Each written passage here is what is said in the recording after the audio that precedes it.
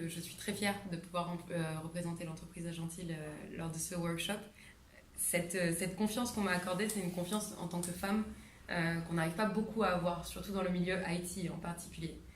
Le milieu IT, c'est un milieu d'hommes à la base. Et petit à petit, on a de plus en plus de femmes. Et le monde geek, le monde fashion fait que, en tant que femme, on a peut-être plus de chances dans ce milieu-là que dans un milieu de mécanicien, par exemple, ou dans un milieu de sport.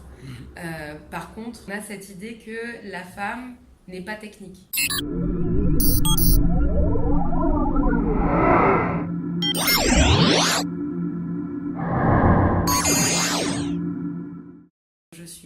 Je suis tombée dedans, un petit peu comme Obélix. On m'a demandé, mais tu fais du Python, mais tu fais de ça, mais je savais pas que tu faisais ce genre de choses. Et c'est vrai que c'est toujours difficile pour une femme de s'inscrire d'avoir une crédibilité dans ce domaine. Et on mise beaucoup sur la femme, sur son esthétique en fait. Non, je ne suis pas perdue, je sais ce que je fais, je sais où je vais. J'ai une passion pour les technologies. Le plus souvent, en fait, le manque de crédibilité ne vient pas des techniciens, des experts, mais vient beaucoup plus facilement des clients. Un de mes rêves serait d'avoir un clone qui pourrait venir à la maison. Et ce clone, en fait, l'idée, c'est que je pense que on est suffisamment intelligent aujourd'hui en tant qu'humain pour savoir qu'on n'a plus besoin de travailler.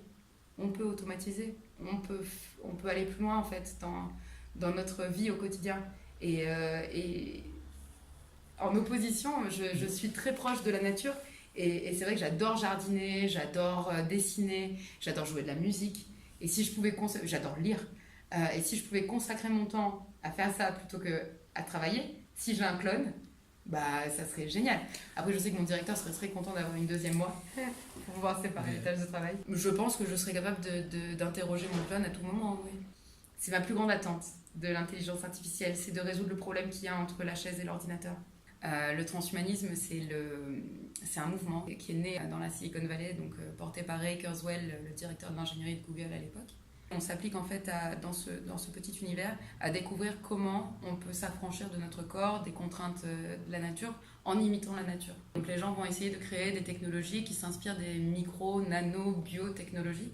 Notre cœur de métier à la base, c'est le SAP, c'est ce pourquoi on m'a appelé à la base, pour faire du testing, donc de l'automatisation de tests sur SAP. On a Agentil Group, Agentil Software, Agentil Media.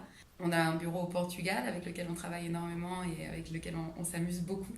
On a un bureau sur Zurich, un bureau à Singapour, un bureau France, Aix-les-Bains, mais aussi Sud, Monaco et Nice. On se concentre surtout sur les besoins du client à l'intérieur de l'entreprise. On peut y répondre avec une solution SAP, mais on peut peut-être aussi aider au support avec un ServiceNow. On peut aussi monitorer des systèmes SAP avec ProMonitor, notre solution développée en interne. On a aussi des clients qui ont besoin de soutien dans le développement de communautés, dans le développement de marketing, dans le développement de sites internet. Ça va être toute la partie Agentil Média.